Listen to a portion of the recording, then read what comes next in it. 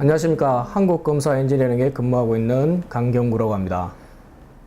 오늘은 최근 사회에서 많이 관심이 높아지고 있는 위상배열 초음파 검사에 대해서 소개하도록 하겠습니다. 오늘 배울 내용은 위상배열 초음파 검사가 어떤 것인지 배우고, 그 다음에 위상배열 초음파가 왜 필요한지, 그리고 방사선 투과 검사와 차이점이 뭐가 있는지, 또한 그 위상배열 초음파 검사의 장점과 단점을 살펴보고, 위상배열 초음파 검사의 원리를 간단하게 살펴보고, 그 다음에 현장에 어떻게 지금 적용이 되고 있는지 한번 보도록 하겠습니다. 위상배열 초음파 검사라는 것은 초음파의 프로브의 특성을 전자적으로 전환하는 기술이 핵심입니다. 그래서 우리 매뉴얼 UT라고 하죠. 수동 UT 같은 경우에는 탐촉자가, 진동자가 하나가 들어가서 정해진 그 웨지의 각도에 의해 가지고 형성된 횡파나 종파를 형성합니다. 그래서 그 하나의 각도를 가지고 탐상을 하는데 반해서 이 위상배열 초음파 검사는 탐촉자 한 개에 여러 가지의 진동자가 들어가 있습니다. 그래서 그 진동자를 전자적으로 제어해 가지고 탐상하는 검사 방법이라고 할 수 있겠습니다. 그래서 위상배열 프로브는 각각에 구성되어 있는 엘리멘트의 송신 펄스와 수신 에코의 시간 지연을 조절함으로써 초음파의 전파 방향과 초점 거리를 자유롭게 할 수 있는 기술이다 라고 볼 수 있겠습니다. 이 위상배열 초음파 검사가 최근에 왜 이렇게 관심을 많이 가지게 되었느냐. 2011년도쯤 돼가지고 일본에서 후쿠시마 원전이 사고가 있었죠. 그리고 그해 우리 한국에서도 몇 건의 사고가 있었습니다. 그래서 방사선 안전이 사회적 이슈가 되는 바람에 한국 원자력 안전기술원과 더불어서 원자력 안전위원회가 발족이 되었습니다. 그래서 방사선의 위험성이 커지다 보니까 이것을 대체할 수 있는 방법이 없을까 고민하던 중에 이 위상배열 초음파 검사가 관심이 집중되었던 거죠. 그래서 최근에 비파계 검사에 대한 국내법을 보면 그 한국성급이라든가 집단에너지 사업법 등에서도 이제 위상배열 초음파 검사가 직접적으로 법에 언급을 하고 있습니다. 방사선 투과 검사하고 위상배열 초음파 검사가 어떻게 다른가? 스캔 시간이라고 하죠. 주사 시간하고 그 다음에 방사선에 대한 노출 시간을 비교해 보면 방사선 투과 검사에서는 시험체 두께가 증가하면 증가할수록 노출 시간이 많이 증가하게 됩니다. 그죠? 그런데 이 위상배열 초음파 검사 같은 경우에는 그 검사 범위를 낱장의 필름이 아니고 한 번에 스캔을 함으로써 시간을 많이 단축시킬 수 있다는 그런 장점이 있습니다. 또한 위상배열 초음파 검사는 방사선에서 위험 요소가 있는 방사선을 사전에 방사선을 딱히 다루지 않기 때문에 방사선 안전에도 상당히 유용한 검사 방법이라고 볼 수 있고요. 또한 이 방사선 투과 검사 같은 경우에는 그 전용 룸에서 촬영하게 되어 있습니다. 그죠? 우리가 RT 룸이라고 하는데, 그런데 이 위상배열 초음파 검사는 굳이 RT 룸에 넣어서 작업할 필요가 없고 그 필드에서 혹은 작업장에서 그대로 제품을 둔 상태에서 검사가 가능하기 때문에 이 검사 공간에 제한이 없다라고 볼 수 있습니다. 이 위상배열 초음파 검사의 초기 세팅하는데 상당한 많은 비용이 듭니다. 장비 가격도 뭐 억대 단위로 올라가고, 그리고 그 장비를 다루는 검사원도 교육이라든지 자격을 갖추기 위해서는 상당한 시간이 필요합니다. 그래서 장비에 들어가는 비용, 인적인 비용 이런 것들이 초기에는 많이 들어가지만 이 동일한 시간에 점점 시간이 지나면 지날수록 이 방사선 투과 검사보다는 시간이나 아니면 공기 단축에 상당한 효과가 있기 때문에 종합적으로 보면 원가 절감을 할 수 있는 검사 방법이라고 할 수 있겠습니다. 이 위상배열 초음파 검사의 장점을 살펴보게 되면, 첫째, 고속에 자동화된 탐상이 가능하다. 앞전에 말했다시피 이 탐상 범위를 한 번에 주사를 할 수 있기 때문에 방사선 검사처럼 이렇게 한 장 한 장 찍는 게 아닙니다. 그죠? 그래서 고속에 자동화된 탐상이 가능한 것이고, 하나의 탐촉자를 이용하여 여러 각도의 탐상이 가능하다.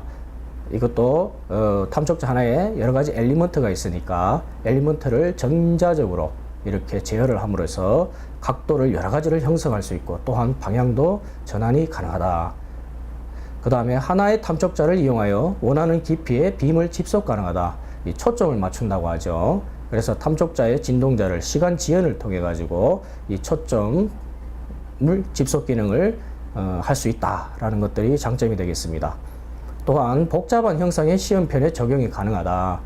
이 뒤로 가면 다시 한번 살펴보겠지만 이 탐촉자를 움직이지 않고 주사를 하기 때문에 복잡한 형상의 접근이 매우 용이한 것이 위상배열 초음파 검사의 장점이라고 할 수 있겠습니다.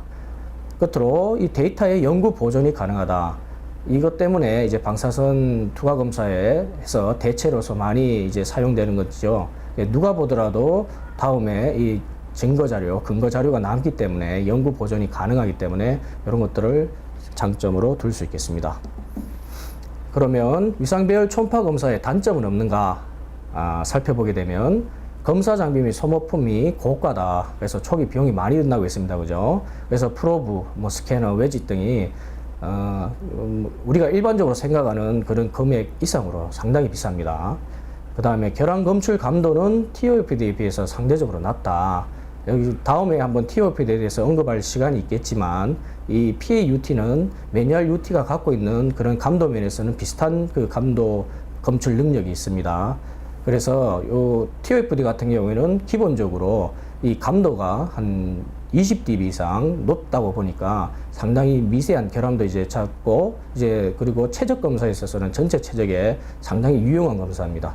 그러다 보니까 결함 검출 능력이 TOFD가 조금 높은 편이죠. 자, 다음으로 위상배열 초음파 검사의 원리를 살펴보도록 하겠습니다. 우선 이제 사용하는 주요 용어에는 어떤 것이 있는지 보게 되면 어파처라는 게 있습니다. 이것은 초음파가 발생되는 면적, 우리로 보면 이 매뉴얼 UT, 수동 UT의 이 진동자의 크기에 해당이 되겠죠. 근데 요거는 아파처라고 이렇게 표현한 게 그만큼 이게 위상배열 초음파의 탐촉자에 있어서는 진동자의 크기, 면적을 전기적으로 제어를 할 수 있기 때문에 크기도 자유자재로 변화가 가능하다는 겁니다. 그 다음에 빔 스티어링이라는 게 있습니다. 이것은 초음파의 주 빔의 방향을 변화시키는 것, 아까 방향 전환이 가능하다고 했습니다. 그죠? 거기에서 쓰는 용어가 빔 스티어링이 되겠습니다. 그 다음에 리니어 스캔이라는 게 있습니다. 이거는 진동자가 배열되어 있는 방향으로 초음파 빔이 이동하면서 하는 스캔을 리니어 스캔이라고 할 수 있겠습니다. 이 뒤에 가서 다시 한번 살펴보도록 하고요. 섹터리얼 스캔이라고 있습니다. 이 초음파 빔의 진행 방향을 변경하는 스캔이다. 이것도 뒤에서 한번 다시 살펴보도록 하겠습니다. 위상배열 초음파에 사용되는 탐촉자는 어떤 모양으로 형성되어 있느냐. 위에 쪽에 보면 이게 우리 일반적으로 탐촉자의 기본은 진동자가 이렇게 탐촉자에 하나가 들어가 있습니다. 그죠? 그래서 요 진동자 하나가 진동해서 일어나는 초음파가 발생이 되고 거기에서 나오는 초음파로서 웨지의 각도에 따라서 횡파를 발생시키거나 혹은 이렇게 수직으로 종파를 발생시키는 원리를 사용됩니다. 그에 반해 가지고 위상배열 초음파 탐촉자 같은 경우는 하나의 탐촉자에 이 엘리먼트라고 하는 진동자가 여러 개가 들어가 있습니다. 이렇게 여러 개를 나열해 가지고 원하는 각도 혹은 방향 혹은 초점을 만들어내는 기술이라고 할 수 있겠습니다. 위상배열 초음파 탐촉자를 만드는 원리는 여러 가지가 있겠습니다만은 대표적으로 이런 네 가지 모양을 살펴보게 되면 1D 리니어 어레이라고 있습니다. 이 배열 자체가 진동자들을 하나하나를 이렇게 일자로 이렇게 배열을 했죠. 이런 모양이 있고 우리가 이거 주로 많이 사용하는 게 이 1D 리니어 어레이입니다. 그 다음에 2D 매트릭스라고 해가지고 이런 경우에는 이렇게 진동자들을 이런 식으로 배열을 해가지고 이쪽 방향으로도 주사가 가능하고 그리고 이쪽이나 이쪽 방향으로도 주사가 가능합니다. 그래서 1D 같은 경우는 이쪽이든 이렇게 이쪽 방향으로만 주사가 가능하지만 매트릭스는 사방으로 주사가 가능하다. 그 다음에 여기 보면 1D 애뉴얼 어레이라고 있습니다. 이 원형의 여기 보면 원형의 이 판들을 하나하나의 진동자를 이렇게 구성을 해가지고 만들어 놓은 형태입니다. 마찬가지로 이거를 부채꼴로 이렇게 쪼개는 형태가 2D 섹터리얼 애뉴얼이라고 볼 수 있겠습니다. 요거는 하나의 진동자를 진동을 시키고 하게 되면 그 진동자 전체가 진동을 하지만 이렇게 매트릭스로 형태로 해놓으면 요 부위만 이렇게 진동자를 해서 초음파를 발생시킬 수도 있고 다양한 형태의 초음파 발생이 가능하다고 할 수 있겠습니다.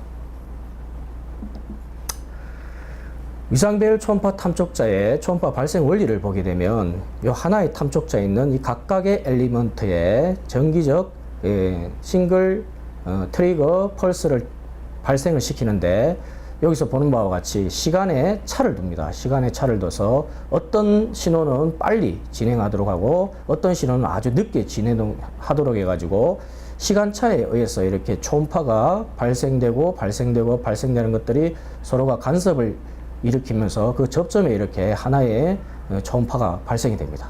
그래서 요게 이쪽 방향으로 초음파가 가게 해서 이 각도, 방향을 만들 수가 있는 거죠.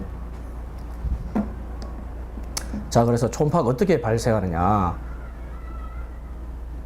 자, 영상을 보시게 되면 요 위쪽이 시간입니다. 시간에서 동일한 시간대에 펄스를 발생을 시키게 되면 이 각각의 진동장에서 초음파가 발생해서 그 간섭에 의해서 아래쪽으로 이렇게 서페이스형의 파가 만들어지게 됩니다. 그 다음 왼쪽에 보는 영상을 보시게 되면 시간차를 줬죠. 그래서 가장자리에 있는 것들은 시간을 빨리 하고 가운데는 시간을 늦게 줬습니다. 그러면 여기서 같이 빔이 집속되는 효과가 있다. 그래서 초점을 원하는 위치에 잡을 수 있습니다. 이걸 더 늦게 잡으면 또 이렇게 거리가 초점이 멀어지거나 가까워질 수가 있겠죠.